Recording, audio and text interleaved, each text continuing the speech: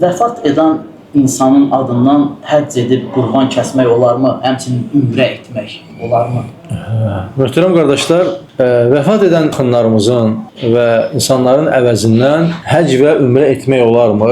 Birinci növbədə etmək olar və sadəcə bunun bəzi şərtləri var. Birincisi, onu etməmişdən öncə hər kəs özü etməlidir.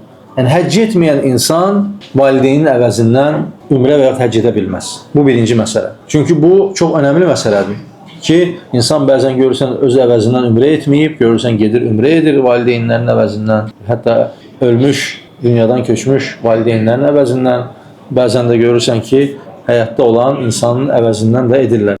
Təbii ki, ümrə, həcc ibadətlərini kiminsə əvəzindən yerinə getirmək olar. Birinci növbədə, əgər o insan həyatdadırsa, onu edə bilmir.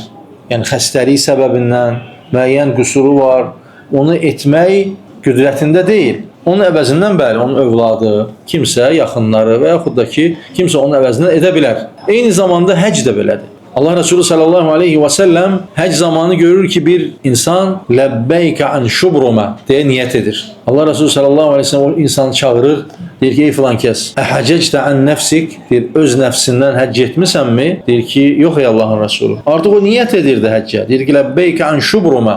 Şubruma insan adı, deyir ki, mən şubrumanın adından həcc edirəm deyə niyyət edərkən Allah Resulü eşidir onu.